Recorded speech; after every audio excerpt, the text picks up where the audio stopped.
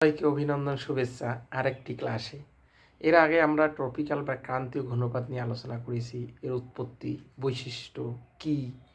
আজকে আমরা আলোচনা করব এই ক্রান্তীয় ঘূর্ণিপাতের বিভিন্ন নাম ও উৎপত্তি স্থল। কি কি নামে বিভিন্ন জায়গায় বা বিভিন্ন দেশে বা বিভিন্ন মহাদেশে বা বিভিন্ন উপকূলবর্তী অঞ্চলগুলোতে এই ঘূর্ণিপাত কী নামে পরিচিত এবং সেই স্থানগুলো সম্পর্কে আমরা একটু জানব। তো পাশে থেকেও, সঙ্গে থেকেও ভিডিওটা পুরোটাই দেখবে, তাহলে জানতে পারবে। তো ক্রান্তীয় ঘূর্ণিপাত আমরা জানি ক্রান্তীয় অঞ্চলে এই ঘূর্ণিপাত সবচেয়ে বেশি দেখা যায়।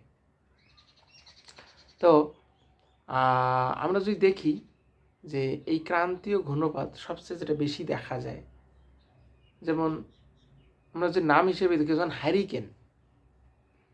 এই হ্যারিকেন নামটি যেখান থেকে উৎপত্তি হয়েছে সেটা হচ্ছে পশ্চিম ভারতীয় দ্বীপপুঞ্জ বা ক্যারিবিয়ান সাগর।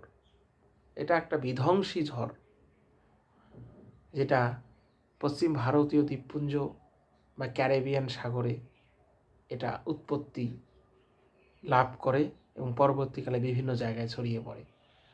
বোঝা গেল? এবার আরেকটি অন্যতম গুরুত্বপূর্ণ ঝড় যেটা হচ্ছে নাম টাইফুন। এটাও একটা বিধ্বংসী ক্রান্তীয় ঘূর্ণিঝড় যেটা দক্ষিণ চীন সাগরে দেখা যায়।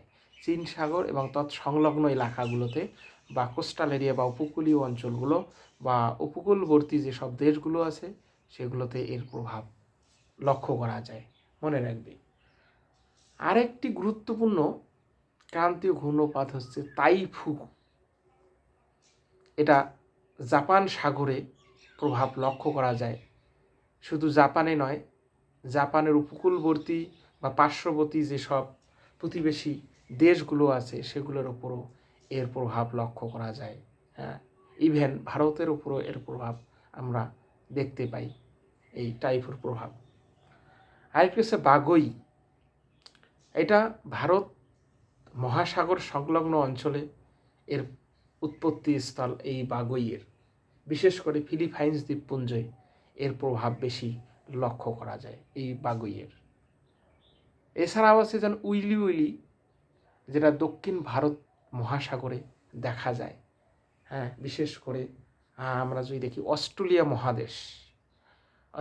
মহাদেশের উপকূলবর্তী অঞ্চলে, হ্যাঁ, ভারত মহাসাগরের উপকূলবর্তী অঞ্চল বা অস্ট্রেলিয়া মহাদেশে এর প্রভাব লক্ষ্য করা যায়। এছাড়া হচ্ছে সাইক্লোন, যেটা আমাদের ভারত মহাসাগর উৎপত্তি হয়। এর প্রভাব বঙ্গোপসাগর, আরব সাগর এবং ভারত, বাংলাদেশ, শ্রীলঙ্কা, পাকিস্তান এইসব রাজ্যে এই সাইক্লোনের প্রভাব লক্ষ্য করা যায়। হ্যাঁ, সবচেয়ে যারা ক্ষতিগ্রস্ত হয় এই সাইক্লোনের কারণে প্রচুর পরিমাণে আমাদের পশ্চিমবঙ্গ, বাংলাদেশ এবং আসাম এইসব জায়গায় সবচেয়ে এই সাইক্লোনের প্রভাব বেশি লক্ষ্য করা যায়। এটা ভারত মহাসাগরে বা উত্তর ভারত মহাসাগরে এর উৎপত্তি হয়ে থাকে, মনে রাখবে। এরপর হচ্ছে টর্নেডো। খুব একটা বিধ্বংসী ক্রান্তীয় ঘূর্ণিপাত হচ্ছে টর্নেডো, যেটা পশ্চিম আটলান্টিক মহাসাগর উপকূলবর্তী যেসব দেশগুলো আছে সেগুলোতে দেখা যায়।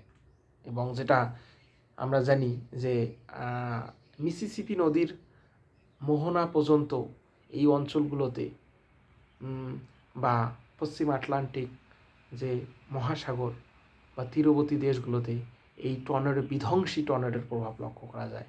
এর ফলে প্রচুর পরিমাণে ক্ষয়ক্ষতি হয়ে থাকে, মনে রাখবে। এছাড়া যেমন প্যাপাগোলস, এটা একটা ঘূর্ণিপাত যেটা উত্তর পূর্ব প্রশান্ত মহাসাগরে দেখা যায়। এছাড়া ট্রোভাডোস, যেটা মাদাগাস্কারে দেখা যায়, বিধ্বংসী ঝড়। হচ্ছে ক্যাটারিনা এরিটা, যেটা পশ্চিম আটলান্টিক বা মেক্সিকো উপকূলে দেখা যায়। পশ্চিম আটলান্টিক বা মেক্সিকো উপকূলে এই ঝড় দেখা যায়। যদি আমরা এইসব এই ক্রান্তীয় ঝড়গুলো দেখি বিভিন্ন দেশে, যেমন বাংলাদেশে যেটা 1 নং তালিকায় অনিল ছিল। হ্যাঁ, 1 নং তালিকায় যদি আমরা দেখি বাংলাদেশে অনিল বা ভারতীয় অগ্নি, মালদ্বীপে যেটা হিবারু, মায়ানমারে পার, ওমানে বাস, পাকিস্তানে যেমন এটাকে বলা হয় ফানুস, বা শ্রীলঙ্কায় মালা, থাইল্যান্ডের মুক্তা, এইসব বিভিন্ন নামে পরিচিত। এছাড়া যেমন যদি আমরা 8 নং তালিকা হিসাবে দেখি, যেটা বাংলাদেশে যেটা ফেনী নামে পরিচিত, হ্যাঁ, বা ভারতে বায়ু, বা মালদ্বীপে হিক্কা, হ্যাঁ, পাকিস্তানে বুলবুল, বা থাইল্যান্ডে আমফান, এই ঝড়গুলো নামে পরিচিত। এছাড়া যদি আমরা 6 নং তালিকায় দেখি, যেমন থাইল্যান্ডে মোরা, খুব নাম করা, হ্যাঁ, বা যদি আমরা পাকিস্তানে দেখি ভারদা, এগুলো খুব গুরুত্বপূর্ণ, হ্যাঁ, এই এই ক্রান্তীয় ঝড়। হুদহুদ যেন ওমানের নাম দেওয়া 5 নং তালিকা থেকে, হুদহুদ, হ্যাঁ, এগুলো খুব গুরুত্বপূর্ণ নাম। এছাড়া নার্গিস পাকিস্তানের দেওয়া নাম 2 নং তালিকা থেকে, হ্যাঁ, লায়লা পাকিস্তানের দেওয়া নাম 3 নং তালিকা থেকে, এগুলো খুব গুরুত্বপূর্ণ নাম।